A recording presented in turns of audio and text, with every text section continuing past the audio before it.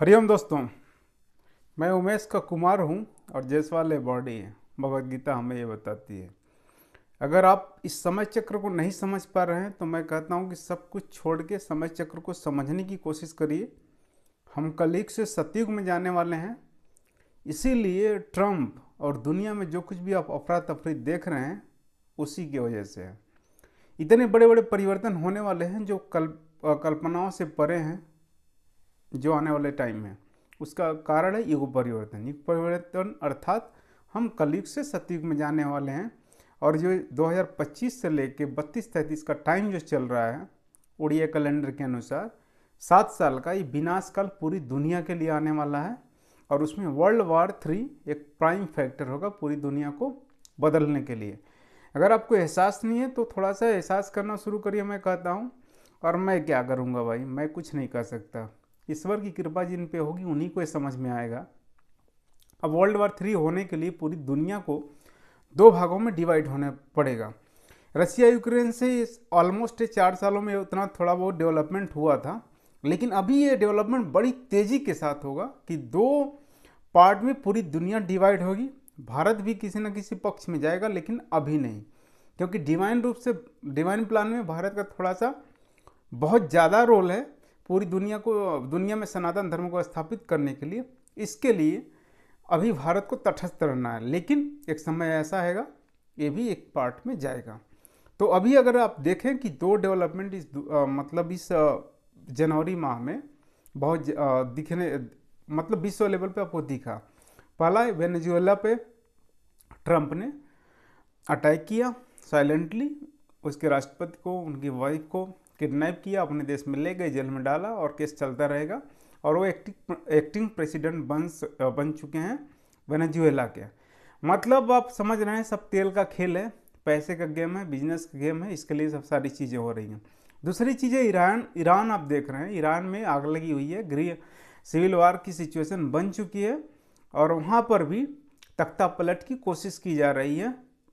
ये सबको विदित है जो इस चीज़ को थोड़ा समझते हैं। अगर आपको नहीं समझ में आ रहा कि क्या हो रहा है, तो दुनिया एक नए मोड में प्रवेश कर चुकी है, जहाँ से 7 साल का विनाश लीला होगा और इसी में पूरी दुनिया में मतलब अफरा तफरी, गहमा गहमी, त्राहिमाम, प्रॉब्लम्स ये सब आने हैं। और उसका एक बड़ा रूप जो है वो वर्ल्ड वॉर 3 का है।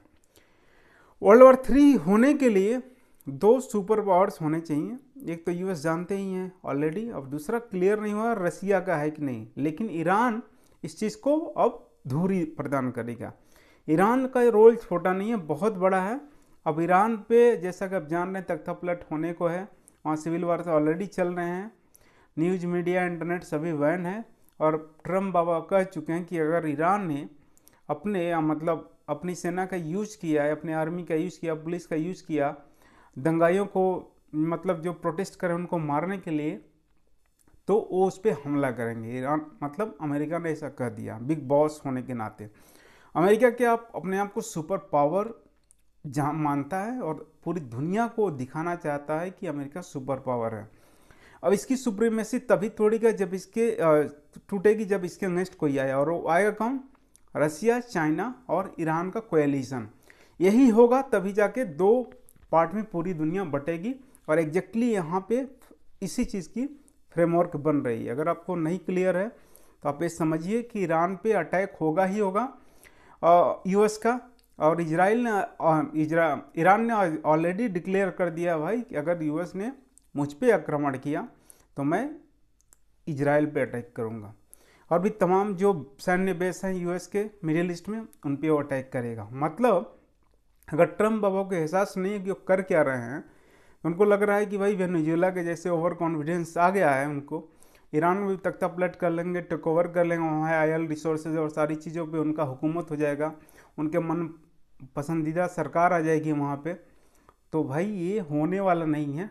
डिवाइन ट्विस्ट ये है कि ट्रम्प कोशिश करेंगे और इसके साथ ही रिटेलिएशन होगा ईरान का, और ईरान पूरी जो सैन्य बेस हैं मिडिल ईस्ट में अमेरिका के, उन पे आक्रमण करेगा। और साथ ही साथ चाइना और रसिया का अलायंस बनेगा, जो एक नया यूएस प्लस नाटो और जो भी है समझ सकते हैं इजराइल, उसके वर्सेस के लिए आप एक फ्रंट बनेगा जो वर्ल्ड वार 3 के लिए तैयार हो जाएगा। रही बात भारत की, अभी भारत को बता रहा हूँ तटस्थ रहेगा कुछ टाइम तक। एक समय आएगा जब रसिया के साथ इसका अलायंस बनेगा और यूएस के अगेंस्ट ही जाएंगी चीज़ें। क्यों? क्योंकि भाई उसी यूएस को बर्बाद होना है, पूरी तरह से दुनिया के मैप से ख़त्म होना है। ये मैं नहीं कह रहा हूँ, बड़ी बड़ी भविष्यवाणियाँ हैं उसके अनुसार। तो सब कुछ हो रहा है ना, आपको लग रहा होगा कि बहुत मतलब कुछ नहीं हो रहा है, लेकिन हर चीज़ की आधारशिला रखी जा चुकी है, स्पेशली वर्ल्ड वार 3 की। अगर आप फिर भी मतलब कह सकते हैं कि समय समय रहते चेत गए तो अच्छी बात है। अभी सिचुएशन पूरे विश्व में ख़राब होने वाली है, लोग भाग भाग के भारत आएंगे। और इसमें ईरान भी अब देख रहे हैं कि इंडियन गवर्नमेंट ने एडवाइजरी जारी कर दिया कि भाई जितने भारतीय हैं वहाँ पे छोड़ दें ईरान को जल्दी से जल्दी। कल ही एडवाइजरी जारी हुई है और 10,000 भारतीय हैं, उनमें 3-4 हज़ार स्टूडेंट हैं।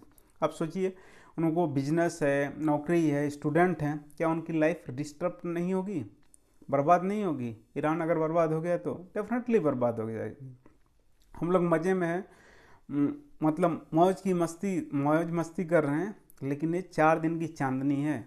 आप देख रहे हैं कि लगी हुई आग बस्ती में हमारा घर सेफ है, तो ये सब चीज़ें नहीं, जो कुछ हो रहा है उसका इफेक्ट सब पे पड़ने वाला है। और जैसे जैसे कली प्रकट हो जाएगा उसके बाद तो सब कुछ ऐसी की तैसी होने लगेगी। अनइमेजिनेबल, अनथिंकेबल, जो कोई सोचा भी नहीं होगा वो सब चीज़ें होंगी। जो दो घटनाएं हो रही हैं, कोई सोचा होगा क्या वेनेजुएला का रातों रात किडनैप प्रेसिडेंट हो जाएगा और ऐसा सिचुएशन हो जाएगा, ईरान में इतना बड़ा दंगा हो जाएगा? नहीं, अभी जो चीज़ें हुई बहुत बड़ी हैं भाई, हमारे सोचने से परे हैं।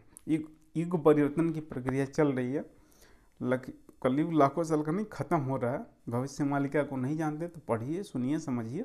और भविष्य मालिका में साफ बताया गया है कि अमेरिका कारण बनेगा विश्व युद्ध 3 का। और आप सामने देख रहे हैं और हम लोग सामने देख रहे हैं कि जो इगोइस्टिक टेंडेंसी है ट्रम्प की, ये पूरी दुनिया को ले डूबेगा। और ले डूबेगा नहीं भाई, ये हमारे लिए बड़ी खुशखबरी की बात है। अब कहोगे कि वर्ल्ड वार 3 की बात कर हम हंस रहे हैं, इसलिए हंस रहे हैं कि ये ऑलरेडी प्री डेस्टिन्ड है। ऐसा कौन है भक्त भगवान का जिसको पता नहीं है? जो भविष्य मालिका को जानता है उसको पता नहीं है। Everything is pre defined. ऐसा होगा तभी तो भगवान के आने का टाइम बनेगा, और वो सब सिचुएशन एराइज हो रही है, बन रही है।